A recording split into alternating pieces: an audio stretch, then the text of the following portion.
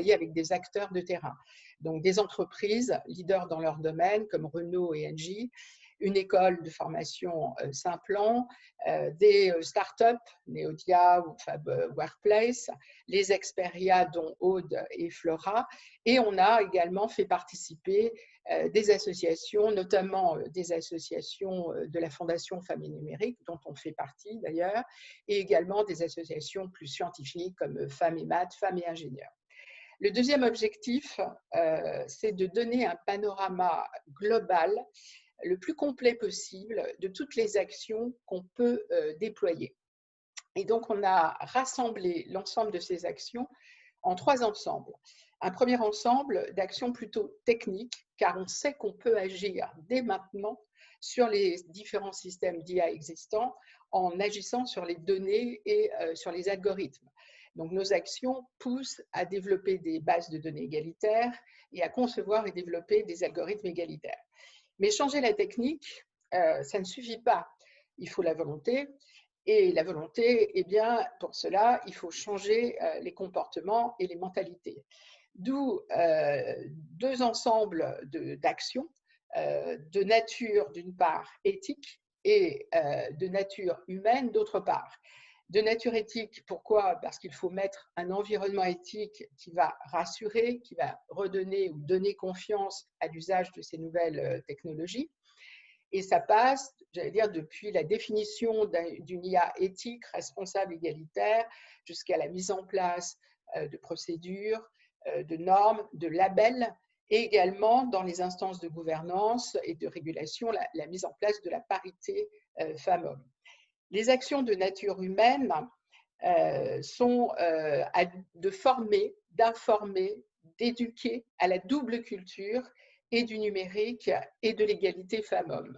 Il faut infuser cette double culture depuis l'éducation dans les écoles, dans les orientations professionnelles, dans la formation dans les entreprises privées, publiques qui produisent du numérique, qui utilisent l'IA et le numérique, à tous les niveaux, au niveau managérial, au niveau des différents prescripteurs que sont les RH, le marketing, etc.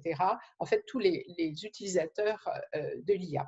Et ça passe aussi par des actions de promotion et de valorisation des femmes afin de les inciter à rester dans le monde du numérique, car on s'aperçoit qu'il y a plus de 45% en fait, qui n'y restent pas. Et dernier volet de ce pacte, qui constitue en fait un dernier chapitre, c'est la mobilisation générale de toutes les parties prenantes. On ne peut pas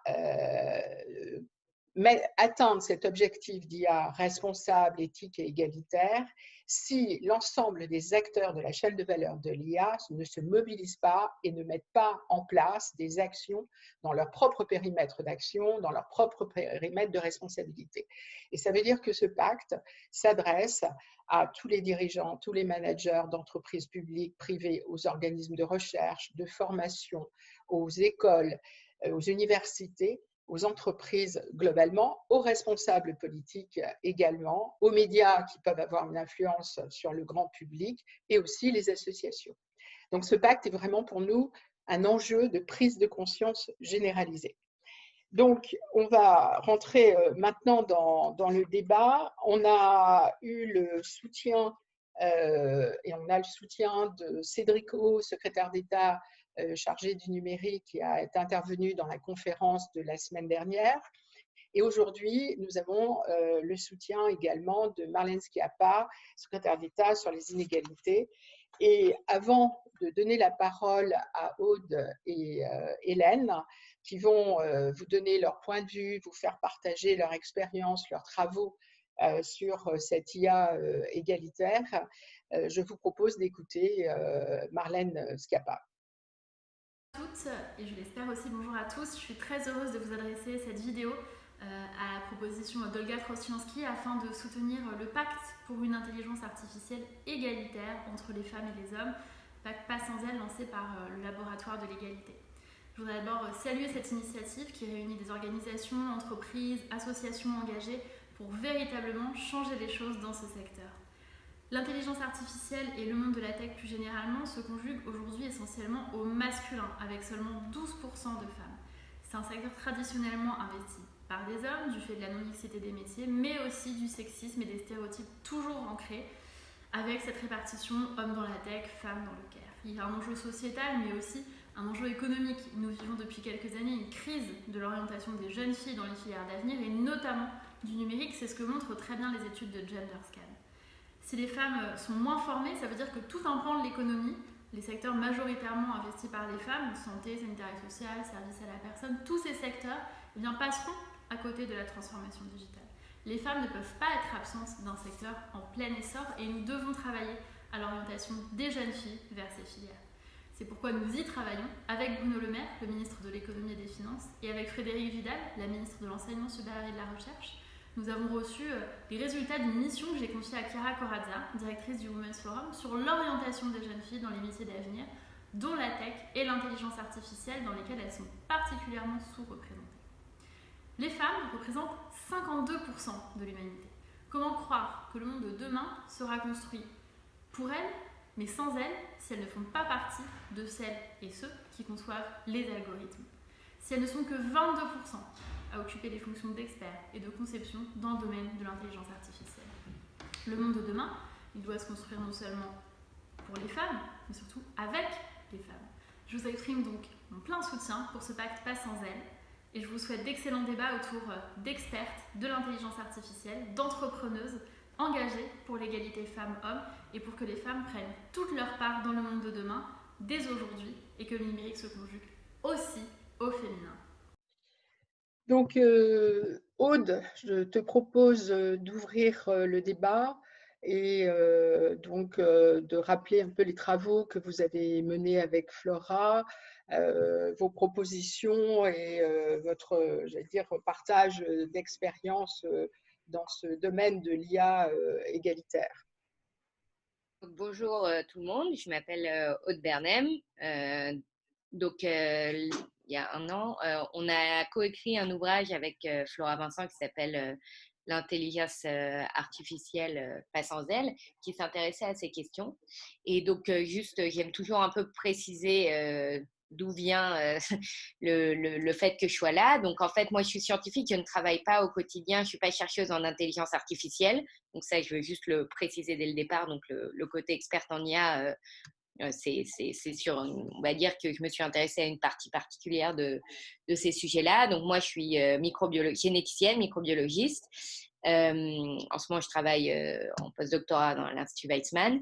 Et en fait, avec Flora Vincent, depuis 7-8 ans, on s'intéresse aux interactions entre la science et les questions d'égalité, et notamment aux questions, bien sûr, de présence de femmes dans les métiers scientifiques, mais aussi de l'impact que peut avoir le fait de ne pas prendre en compte les variables de sexe et de genre dans la recherche scientifique. Donc, que ce soit pour comprendre comment on va designer des ceintures de sécurité ou l'impact de médicaments différentiels sur des hommes ou des femmes, ou l'intelligence artificielle. Et donc, on a travaillé beaucoup, on va dire, dans le cadre d'une association qu'on a fondée qui s'appelle Wax Science. À travers cette association, on s'est notamment intéressé à toutes ces questions d'impact de l'égalité sur des sujets assez technologiques, ce qui nous a amené à nous intéresser à l'intelligence artificielle. Et c'est pour ça qu'on a écrit au final un livre où on a essayé de voir quels pouvaient être tous les liens entre ces deux sujets. Donc, bien sûr, ceux de l'absence de femmes et un peu d'où ça venait, mais aussi d'essayer de comprendre, déjà d'un peu mettre en avant le fait que les algorithmes sont biaisés, les algorithmes peuvent être sexistes ou avoir des conséquences sexistes. Et ce qu'on a essayé de faire dans ce livre, c'est de comprendre pourquoi, d'où venaient les mécanismes, comment ça marchait, comment on arrivait à des résultats tels qu'ils étaient, et potentiellement quels étaient un certain nombre de solutions. Donc voilà, et à partir de là, on a pu aller discuter avec pas mal de personnes qui travaillent là-dessus. Et du coup, c'est un peu pour cette raison que je suis là aujourd'hui. Voilà.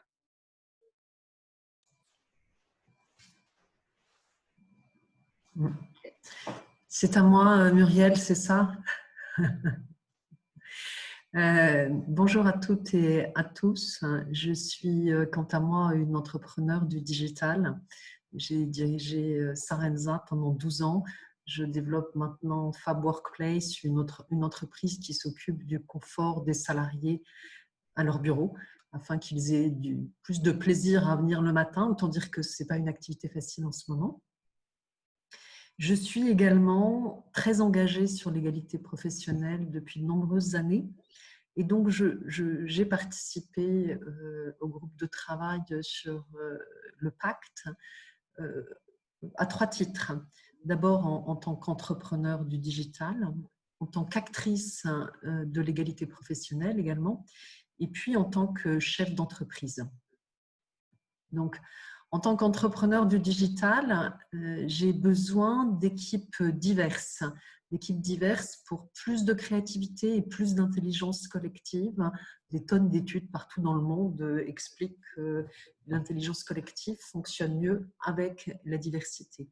J'ai aussi besoin de talent, et on en manque cruellement dans le digital et dans le numérique au sens large, dans les data en particulier, car les femmes et les jeunes filles ne choisissent pas ces métiers.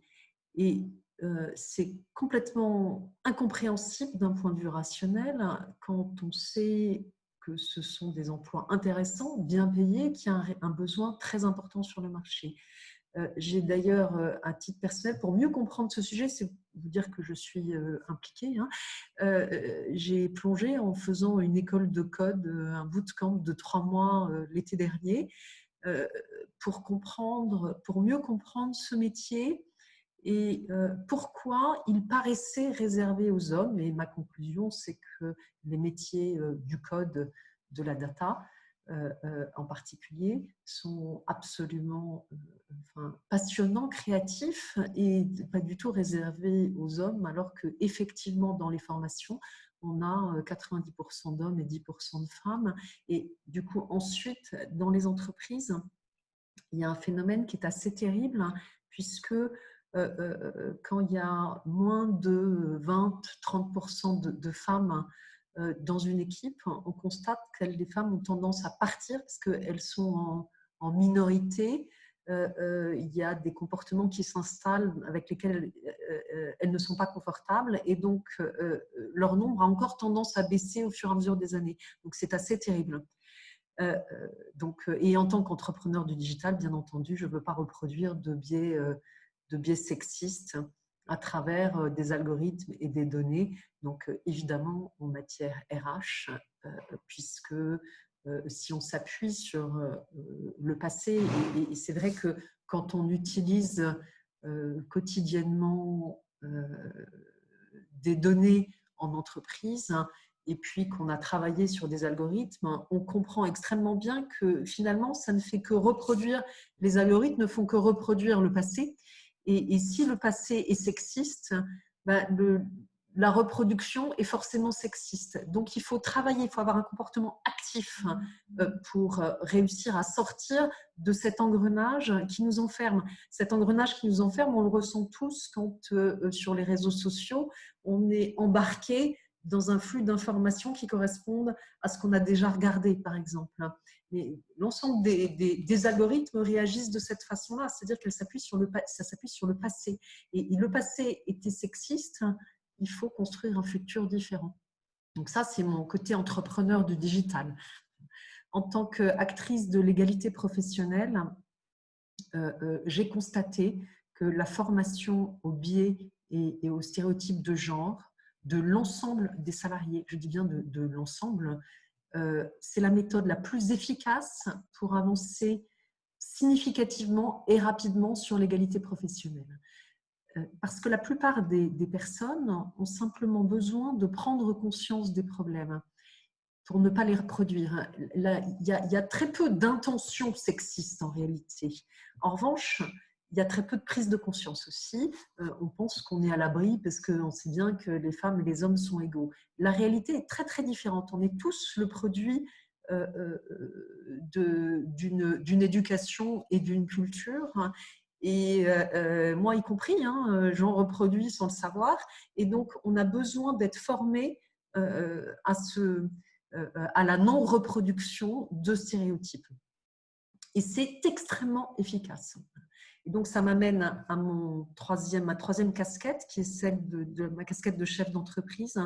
Je suis très attentive au pragmatisme en tant que chef d'entreprise, enfin de PME en particulier, sans moyens considérables, et donc à la proposition de solutions qui sont réellement applicables dans les entreprises sans coût excessif.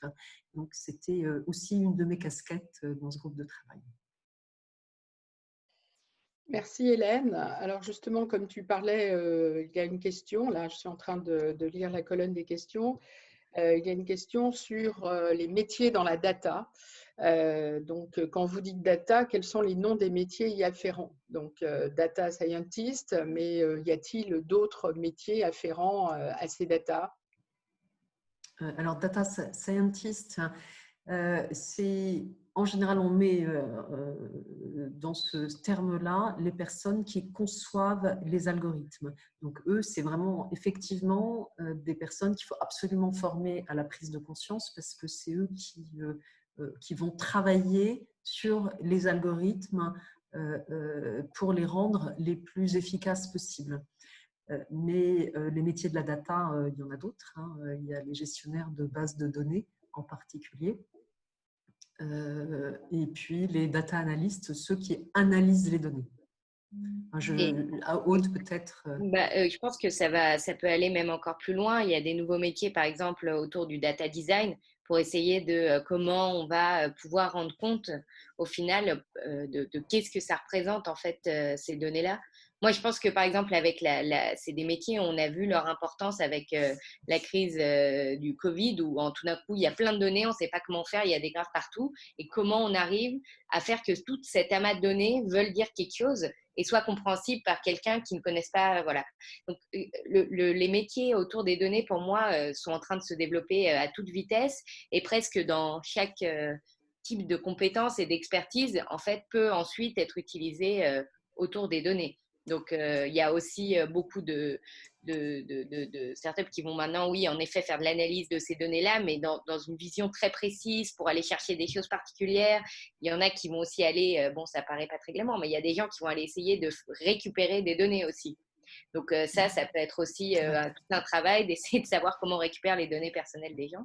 Mais donc ce que je veux dire, c'est que de plus en plus, on voit des nouveaux métiers apparaître autour des données et des gens qui ne penseraient pas forcément que ça les amènerait là, comme des formations de design, de graphisme, on peut se retrouver au final à travailler autour de ces questions.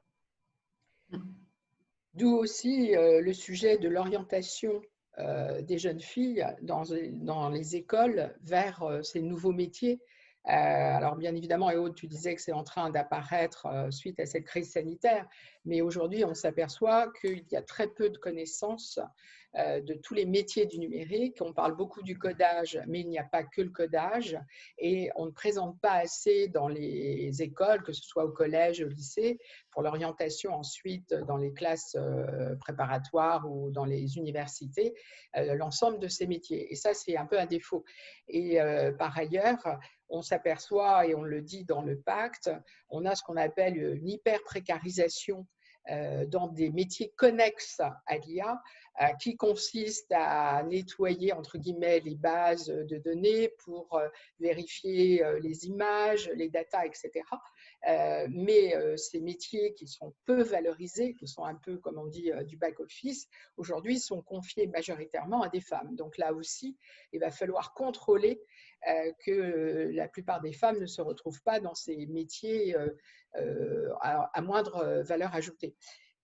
Une question, en tout cas une remarque aussi, puisqu'on parlait de l'orientation des jeunes filles dans ces filières scientifiques et numériques.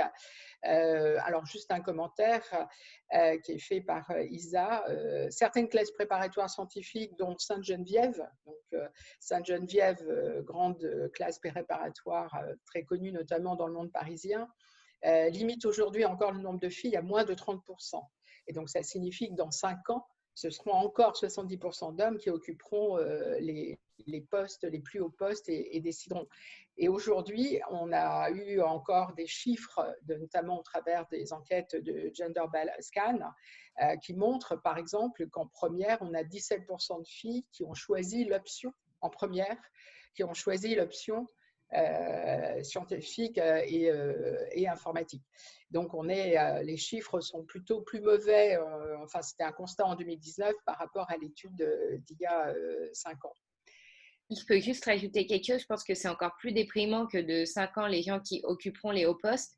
Ça veut dire que dans 5 ans, les gens qui feront la recherche qui sera utile pour dans 30 ans ou dans 20 ans seront encore là. Donc, à mon avis, ce qui ne se passe pas, enfin, là, on a un déséquilibre aujourd'hui. C'est même pas que dans 5 ans, ça influence pour les 30 prochaines années parce que les produits qui sont en train d'être imaginés aujourd'hui, il y en a qui ne seront pas disponibles avant 10, 15, 20 ans. Enfin, voilà. Donc, c'est encore plus déprimant que ce que dit Isa. Oui, c'est pour ça que ce que je disais, et on le retrouve dans le pacte, toutes ces actions de nature humaine par rapport aux actions techniques et éthiques, ce sont des actions de fond et qui, hélas, vont avoir des résultats à moyen et long terme. Et donc, il faut sans arrêt réitérer. Mais par contre, on peut quand même agir en parallèle déjà sur les dérives potentielles de l'IA en termes de discrimination. Une question, l'IA est très utilisée dans les processus de recrutement. Comment peut-on s'assurer que les algos dans la RH ne sont pas remplis de tous les biais de recrutement vis-à-vis des femmes et autres? Aude, je te laisse répondre, Hélène. Je peux commencer et peut-être que Oui, on complétera. Compléter. Je pense que déjà, la meilleure barrière, c'est d'avoir les personnes qui sont en charge des processus de recrutement qui soient sensibilisées au fait que leurs algorithmes peuvent ne pas fonctionner de façon correcte et peuvent être au final discriminatoires dans un sens. C'est-à-dire ne pas avoir une confiance aveugle dans les résultats que vont sortir les algorithmes. Ça, c'est un garde-fou pour moi qui est essentiel.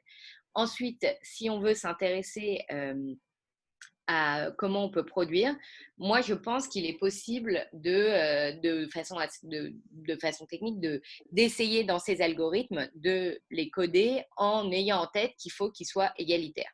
Et ce n'est pas une question si évidente que ça en termes techniques parce qu'elle peut passer en fonction du type d'algorithme qui est utilisé, qui peuvent être assez divers. Il y a une question assez délicate qui est que souvent dans les CV, même s'il n'y a pas marqué que c'est un homme ou une femme, on peut deviner que c'est un CV d'homme ou un CV de femme. C'est les questions qu'on appelle de réassignement de genre. Donc, quand on a un CV, même s'il n'y a à aucun moment marqué le mot homme ou femme, en fonction des activités, souvent, en fait, on va être capable de dire ce qui se passe.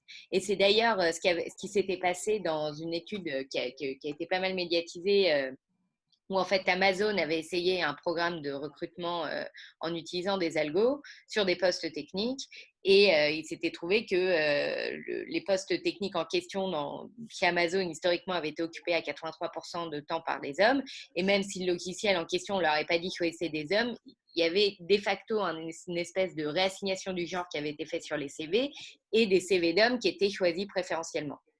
Donc, ce n'est pas évident. Après, ce qu'on peut se dire, c'est que en fonction du type d'algorithme, on peut quand même à la fin dire je veux absolument avoir autant de CV d'hommes que de CV de femmes. Ça peut être quelque chose qu'on peut mettre a posteriori. Ou essayer d'entraîner les algorithmes sur des bases de données de CV où il y en aura autant de CV d'hommes que de CV de femmes. Et de dire que tout ça, c'est des CV qui peuvent être intéressants. Donc, il y a des solutions techniques qui peuvent être implémentées on va dire, à différentes étapes du développement. Il y a aussi comment on va encoder et penser de ce qu'on veut de l'algorithme. Et à ces différentes étapes, on peut aussi essayer de conduire des tests. C'est-à-dire qu'on peut demander d'avoir des audits, de se dire, à chaque étape de mon algorithme, je vais vérifier que je n'ai pas un biais. Donc, je vais soumettre des CV d'hommes, des CV de femmes et voir ce que ça donne. Et en ayant, on va dire, un peu tous ces garde-fous pendant tout le processus, moi, je pense qu'on peut vraiment arriver à avoir des algorithmes qui sont plus égalitaires et presque même, si on a tous ces garde-fous, on pourrait même essayer de pousser vers, par exemple, des postes où on a du mal à recruter, par exemple, dans l'IA, des femmes, il y a des entreprises qui se sont développées pour aller aller sourcer sur Internet, donc aller prendre un algorithme qui va se balader sur Internet, sur LinkedIn, sur ce genre de choses, pour voir s'il n'y a pas quelqu'un qui aurait le profil, qui serait une femme, mais qui n'auraient pas postulé. Donc, il y a, on va dire, vraiment tout est possible, mais qui rebondit un peu sur ce que disait Hélène, l'élément clé, c'est la prise de conscience.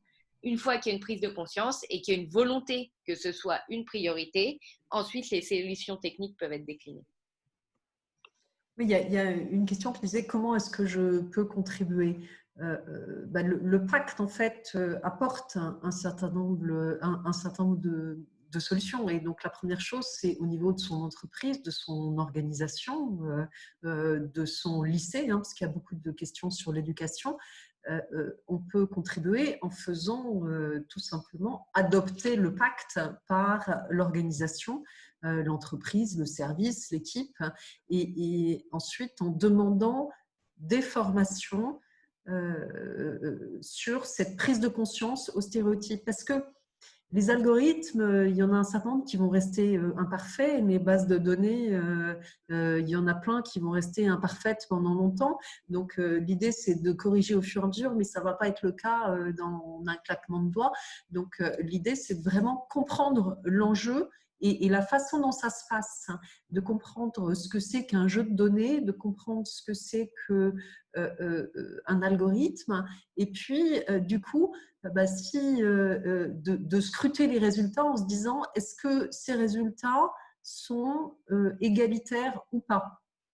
Et en fonction de la réponse à cette question, eh bien, on met en place des actions correctives. Donc, quelquefois, on peut aller corriger les données, quelquefois, on peut les corriger les algorithmes. Et puis, quelquefois, eh bien, dans les résultats, on fait ce qu'on appelle de la discrimination positive de façon à aller ressourcer, par exemple, des CV de femmes quand on manque de femmes sur un poste. Sachant que ça reste, pour avoir beaucoup essayé de recruter des femmes dans les métiers techniques, ça reste complexe, parce que, on a beaucoup de choses à faire effectivement dans les collèges, dans les lycées en France, pour changer mais pas seulement dans les collèges et les lycées, aussi dans la société en général, pour changer cette vue des chiffres, des datas, parce que oui, les datas, c'est quand même c'est des chiffres, et c'est des raisonnements mathématiques, de façon à ce que les jeunes filles se disent que c'est fait pour elles. Il n'y a pas du tout le même problème dans d'autres pays. C'est assez curieux parce que les pays occidentaux, de manière générale, ont un énorme déficit de femmes dans les professions numériques et scientifiques, mais ce n'est pas forcément le cas dans d'autres cultures. Notamment en Asie, par exemple. En Asie, oui. En Orient aussi. En Orient également. Et c'était justement une des questions sur avons-nous des statistiques concernant les autres pays du nombre de filles en informatique. Et donc, effectivement, en Europe, les chiffres ne sont pas très bons par rapport à tous ces pays, plutôt Asie et Orient. Une autre question. Ah oui, excusez-moi. Oui, j'ajoute vraiment sur cet aspect culturel. J'ai une nièce qui est en seconde informatique. Donc, elle a 15 ans et elle est seule fille avec 27 garçons. Elle a commencé l'année pleine d'enthousiasme, mais en fait, au deuxième trimestre, elle ne voulait plus y aller. Avec des maux de ventre épouvantables. C'est terrible, en fait, parce que, vous voyez, tant qu'il n'y a pas suffisamment… Alors, ce n'est pas forcément le fait qu'elle était l'unique fille, mais à 15 ans, imaginez, vous retrouvez la seule fille avec 27 garçons dans une classe, ce n'est pas facile, hein. C'est pas facile, et ça, c'est une réalité concrète. C'est comment est-ce qu'on fait pour que, elle reste, et puis ensuite, il y en ait 2, 3, 4, qu'elle soit soutenue et qu'elle se sente moins seule et qu'elle se sente du coup à sa place. Parce que si elle se sent seule, elle ne se sent pas forcément ni en sécurité, ni à sa place, ni légitime. Et donc, c'est pas un cercle vertueux. Là-dessus, il y a une très belle initiative qui avait été faite à Epitech d'une association qui s'appelle Emma, et qui justement avait pour objectif de réunir les étudiantes femmes d'Epitech, et pas que elles, c'est de réunir tous les étudiants d'Epitech. D'ailleurs, c'était une association féministe, mais moitié garçon, moitié fille, quoi. Et c'était vraiment très efficace de rien commencer et pouvoir en parler. Et récemment, je discutais aussi avec Sophie Vigier, qui dirige 42, et qui disait qu'elle, quand elle avait des étudiantes, etc., elle passait vraiment du temps à juste pouvoir parler avec elles pour pas qu'elles se sentent en effet trop seules, même si elles étaient moins nombreuses, quoi. Et elle organisait des espèces de cafés où justement elles pouvaient échanger et se sentir soutenues, quoi. Parce que sinon, c'est vraiment très compliqué. C'est ce que nous proposons également dans le pacte, hein, et on y a travaillé aussi avec Hélène Boulet-Suppot, c'est comment retenir les filles et comment les inciter à rester en créant un climat général, c'est-à-dire lutter contre le sexisme, j'allais dire ordinaire, c'est avoir, comme vous disiez Aude, la mise en place de réunions, d'un référent sur l'égalité femmes-hommes, d'avoir des contacts en interne dans l'entreprise où vous puissiez vous exprimer et faire en sorte qu'il y ait ensuite des actions mises en place au niveau managérial, en fait. Donc, il y a des moyens, mais c'est pas toujours fait dans un certain nombre d'entreprises. Une question, alors ça tourne, il y a des questions au niveau du contrôle. Quel recours a-t-on si on se rend compte qu'un algorithme est sexiste? Voilà, donc ça c'est une question dans l'entreprise. Et alors, on parlait tout à l'heure de cadre éthique, d'environnement éthique. Là aussi, il y a un certain nombre de réflexions qui sont déjà engagées sur ce qu'est une IA responsable et éthique, quel type de procédure d'explicabilité et d'auditabilité on peut mettre en place. Ensuite, c'est pouvoir, comme disait Hélène Boulet-Suppot, analyser les résultats et faire peut-être a fortiori et a posteriori de la discrimination positive. En fait, tout converge aujourd'hui sur ces réflexions éthiques pour mettre en place un cadre de contrôle et également des propositions de labels. Plus que l'aspect, j'allais dire, législatif, c'est déjà d'intégrer des labels d'une IA non discriminatoire dans le cadre, par exemple, de choix de prestataires du numérique, dans le cadre de grands projets, dans le cadre d'appels d'offres, et d'avoir ces labels. Et il y a déjà un certain nombre d'initiatives dans ce cadre-là pour définir un label IA, label de base de données ou label d'algorithme égalitaire. Voilà. Aude et Hélène, vous avez d'autres points sur les contrôles qu'on peut mettre en place justement pour vérifier ces dérives discriminatoires? Je pense que tout d'abord, c'est très bien quand on se rend compte d'essayer de le faire remonter. Et ensuite, ça paraît tout bête, mais il y a encore une fois, si on parle de prise de conscience, dans beaucoup de cas, les gens qui développent des algorithmes, ce n'est pas leur but qu'ils soient discriminatoires.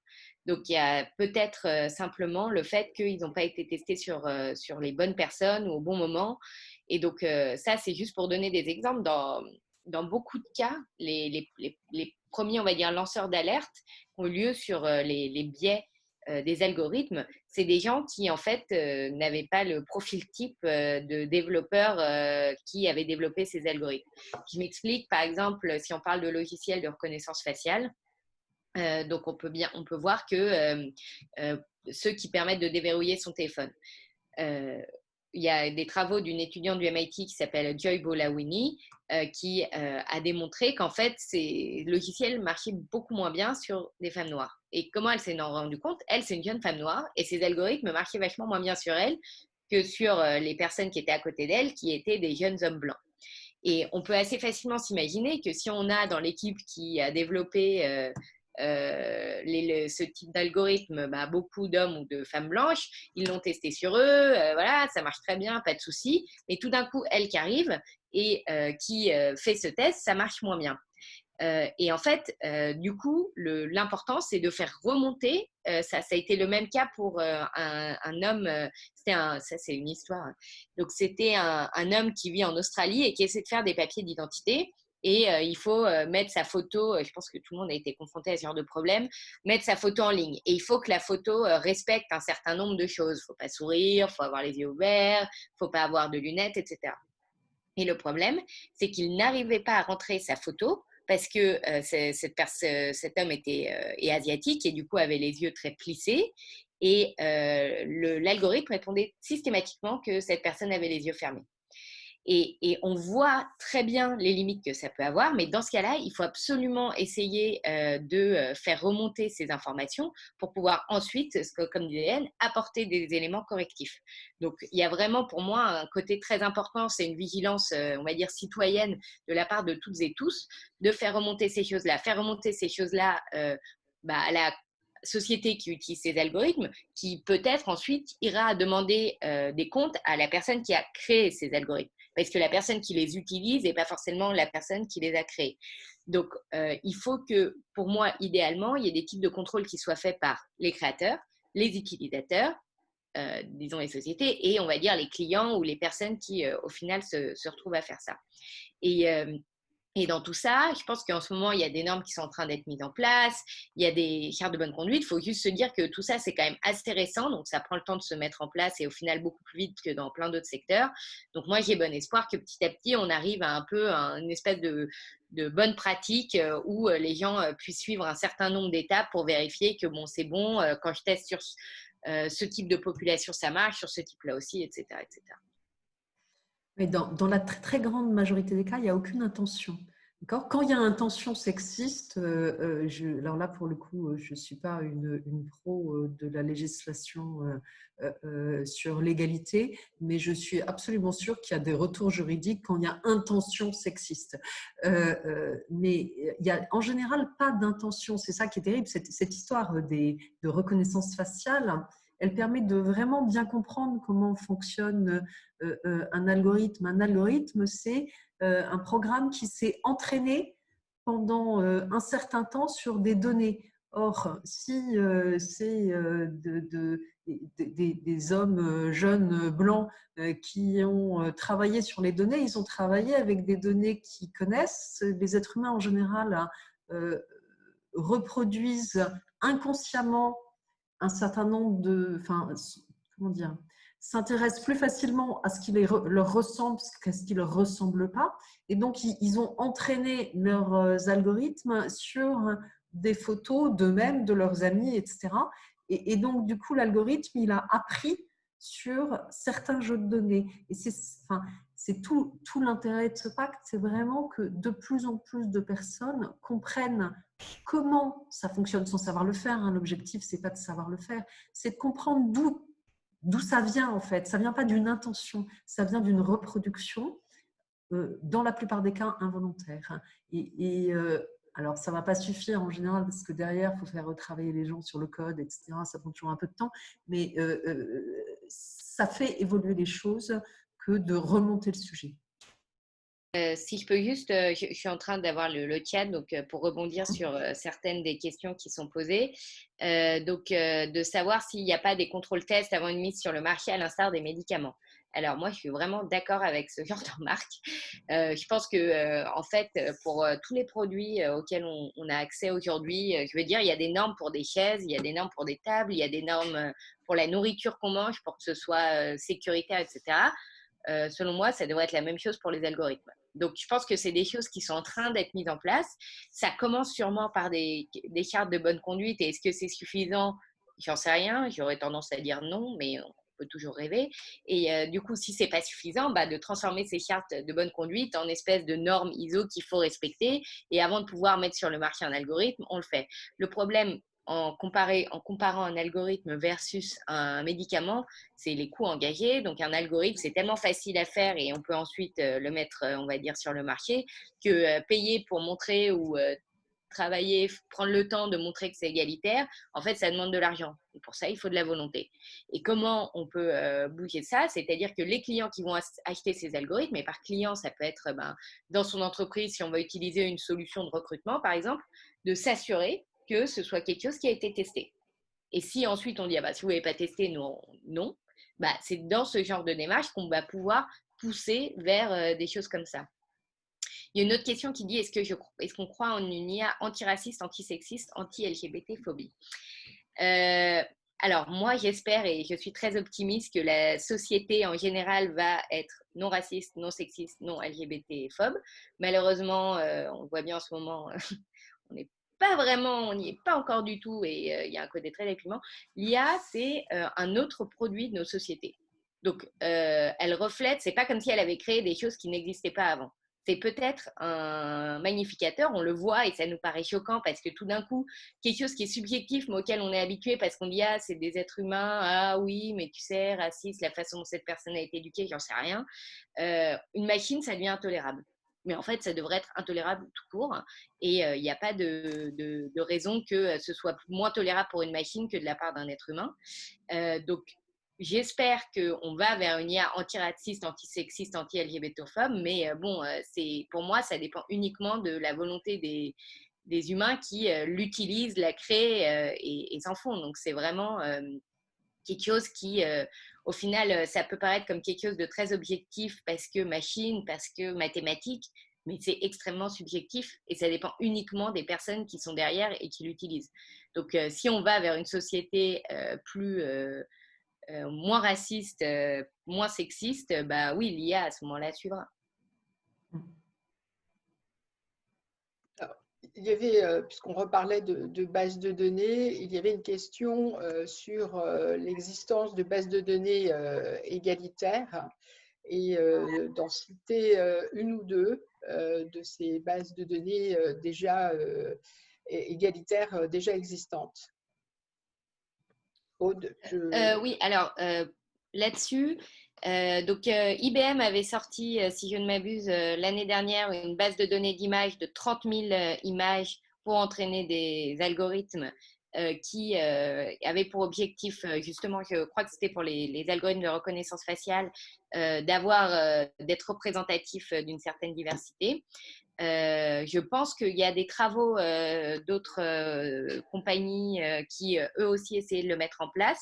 La question, c'est lesquelles sont ouvertes, ce qui est encore une autre question. Et ensuite, il y a aussi tout un travail, quelque chose qu'on n'a pas encore mentionné, autour de ce qu'on pourrait appeler le gender data gap, donc l'écart de données de genre. Donc, en fait, savoir que créer ces bases de données-là, c'est important. Et il y a des associations, des institutions qui s'efforcent d'aller créer ces types de bases de données ou au moins de mettre en avant des données qui concernent beaucoup de femmes. Donc, par exemple, l'institution qui est liée à l'ONU de Data2X, ça s'appelle, s'intéresse particulièrement à ces questions et met en œuvre des bases de données, on va dire, qui prennent en compte les questions du genre.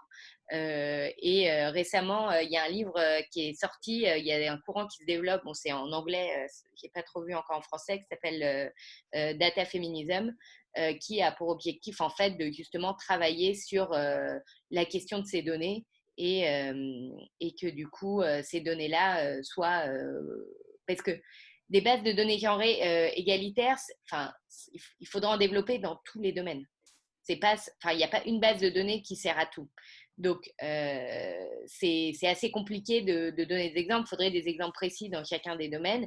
Et en fait, on peut plus se dire que ce serait mieux de corriger certaines bases de données existantes, par exemple de renseigner la variable du genre et du sexe, et ensuite de prendre en compte cette variable du sexe et du genre pour les jeux d'entraînement et les jeux de données test, plutôt que de recréer des bases fictives. Ça va dépendre de l'utilisation, quoi.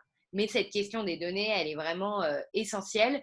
Et si on veut arriver justement à ça, c'est encore une fois pas simplement une base de données par-ci, une base de données par-là. C'est dans chaque base de données qui est créée, qui est créée ou qui est utilisée ou quoi que ce soit, à minima prendre en compte cette donnée de la variable du sexe et du genre. Et pour ça, il faut déjà la récolter, ce qui n'est pas gagné d'avance et ce qui est un travail en cours. Oui, parce que là, il y a quelque chose qui n'est pas intuitif en France où on a considéré que ne pas avoir un certain nombre de données, c'était le garant de plus d'égalité. C'est qu'en fait, pour avoir plus d'égalité, eh bien, il faut renseigner dans la plupart des cas la donnée de sexe parce que ça permet de s'assurer qu'on n'est pas en train de créer un biais. Et donc, ce n'est pas intuitif. En France notamment, où on a considéré qu'il fallait enlever des données pour être plus égalitaire. Une façon de faire. Mm. Alors, une question sur le profil que l'on doit avoir. A-t-on besoin d'avoir un profil scientifique pour déjà expliquer à l'école, aux collégiennes, aux lycéennes, ce que sont les métiers du numérique? Est-ce qu'il faut avoir déjà de base un profil scientifique pour pouvoir justement participer à ce changement de mentalité et de comportement? Hélène? Moi, je peux répondre peut-être, puisque moi, Oui, je oui. n'ai pas fait d'études scientifiques. Je pense qu'il faut déjà avoir beaucoup de bon sens et de sens de la justice pour s'apercevoir que des résultats sont normaux ou pas normaux. Voilà. Après, pour travailler en tant que data scientist ou data ingénieur, etc., travailler sur les data de manière générale, il faut avoir des compétences mathématiques. Oui, on ne peut pas vraiment travailler les données sans avoir des compétences scientifiques. Simplement, là pour le coup, je trouve infiniment dommage que dans les collèges et lycées, beaucoup de jeunes filles se déclarent incompétentes en maths, alors que la réalité, c'est qu'elles ne sont pas du tout incompétentes, c'est qu'elles pensent être incompétentes et qu'elles s'ancrent dans ce sentiment d'incompétence en maths. Et du coup, elles s'écartent des professions qui nécessitent ces compétences. Moi, je pense que pour je suis d'accord que pour le traitement brut des données, oui, il faut une formation scientifique. Mais après, aujourd'hui, de plus en plus, même les gens qui travaillent dans des boîtes pour faire de l'analyse ou quoi que ce soit, il y a toute une interprétation de ces données qui peut, on va dire, ou comme je parlais de ces métiers de data design ou quoi que ce soit, qui, eux, ne demandent pas forcément ça. On va leur donner des chiffres, après, c'est comment on les comprend et qui, eux, demandent un autre type de compréhension. Le fait de générer des statistiques ou de générer de données brutes, oui, ou de générer du code, oui, ça demande, on va dire, dans l'idée, formation scientifique. Et encore, le code, pour moi, ça ressemble autant à une nouvelle langue qu'à des compétences mathématiques. Enfin, c'est vraiment, on apprend à comment on veut que l'ordinateur fasse quelque chose. Et c'est juste qu'on ne peut pas lui dire, j'aimerais que tu fasses ça. Il faut lui parler différemment. Et pour moi, il y a une différence entre la capacité à coder, la capacité à faire des stats sur des données existantes et la compréhension de toutes ces données-là. Et autant pour le numéro 2, les stats, il faut une formation scientifique, autant moi, j'ai entendu quand même pas mal de gens qui se sont mis au code sur le tard et qui, en une formation de quelques mois, auront très bien réussi à apprendre à coder sans avant avoir fait des études, d'avoir un master en sciences. Qui s'en sont très bien sortis et qui ont ensuite pu avancer là-dedans. Et de la même manière, je pense qu'il y a énormément plein de gens qui sont liés au numérique et qui sont capables d'apporter quelque chose et une compréhension. Et donc moi, par exemple, je vois de plus en plus de gens s'intéresser aux questions du code d'un point de vue de sciences sociales et qui est une formation différente. Et c'est passionnant. Et il y a beaucoup de choses à faire. Ça demande on va dire, du travail et de la collaboration entre des gens qui ont ces compétences scientifiques et d'autres, mais ça amène aussi quelque chose qu'en tant que scientifique, on n'a pas forcément. Donc, pour avoir fait un coding bootcamp l'été dernier avec plein de gens de formations, de compétences différentes, je confirme qu'il faut, apprendre à coder, ça nécessite un peu d'effort intellectuel, parce qu'il faut mémoriser un nouveau langage. Parce que c'est du langage, c'est une façon d'écrire quelque chose. D'écrire, c'est très créatif et c'est extrêmement intéressant. Ça demande du bon sens, beaucoup plus que des connaissances mathématiques, et puis de la mémorisation d'un langage, d'une grammaire, d'une syntaxe, et c'est passionnant. Alors, une autre question, et il est 55 et notre débat doit se terminer dans 5 minutes. mais on va répondre. Est-il possible d'intégrer un algorithme à l'intérieur d'un algorithme afin d'éviter les biais sexistes? Aude, on peut… Oui, on peut. Alors, c'est un grand truc, les algorithmes dans les algorithmes. Donc, il faut s'imaginer, par exemple, qu'on a envie d'utiliser des images qui ont une légende. Donc, une légende, ça peut être, on voit deux personnes discuter, et la légende peut être deux personnes discutent, ou un homme et une femme discutent, ou un boss crie sur son employé. Donc, tout ça, c'est des légendes possibles vis-à-vis d'une image. Donc, l'idée de labelliser ces images, on peut le faire par une personne, un humain qui va regarder les images et créer des labels. On peut aussi demander à un algorithme de le faire. Parce qu'une fois qu'il a appris à associer des mots à des images, il va être capable de faire ces labels.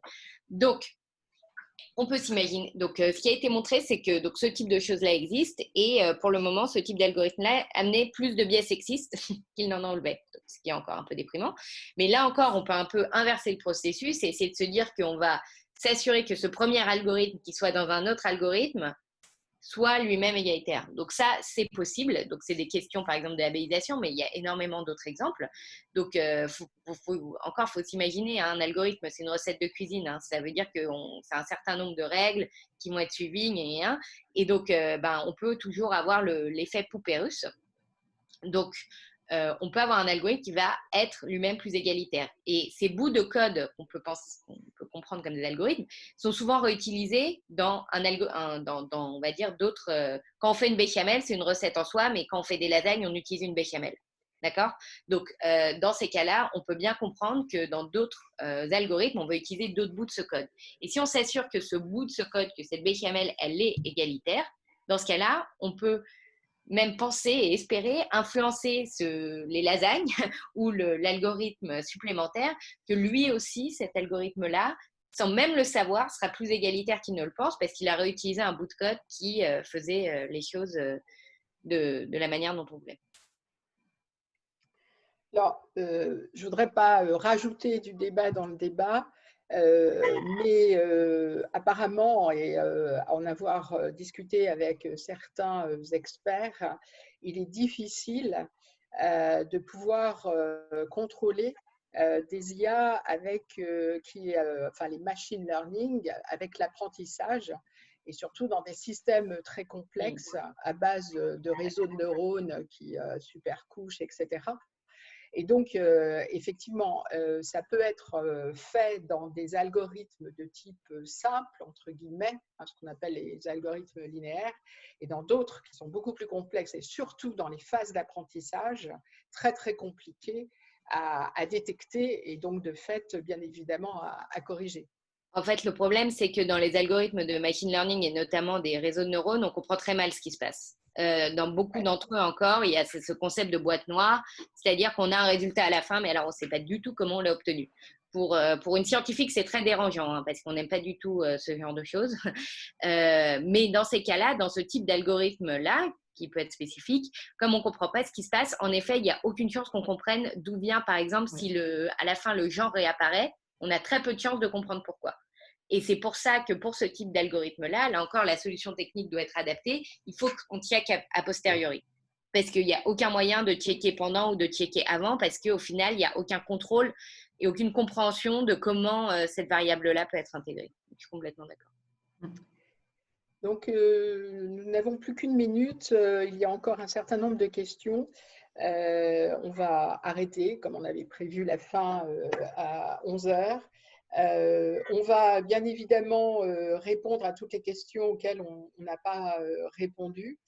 Je voudrais remercier vivement Aude Bernheim et Hélène Boulet-Suppot qui ont animé ce débat et ont répondu à un certain nombre de questions.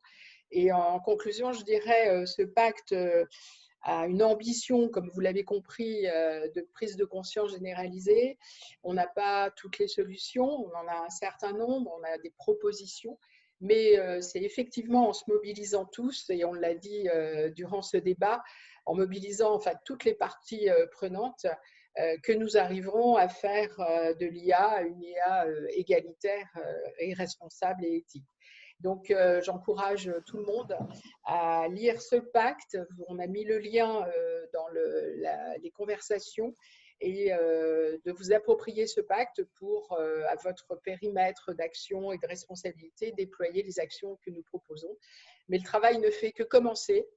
Nous avons bien évidemment l'intention de continuer à enrichir ce pacte et comme disait Aude Bernheim, suite à cette crise sanitaire, il y a déjà une forte évolution dans le monde de l'IA et du numérique. Donc merci à tous et à toutes d'avoir participé à ce débat et on répondra bien évidemment aux questions auxquelles on n'a pas pu répondre. Je vous souhaite une bonne journée à toutes et à tous. Merci encore. Merci Muriel d'avoir porté ce pacte. Merci. Au revoir. Au revoir. Bonne journée. Au revoir.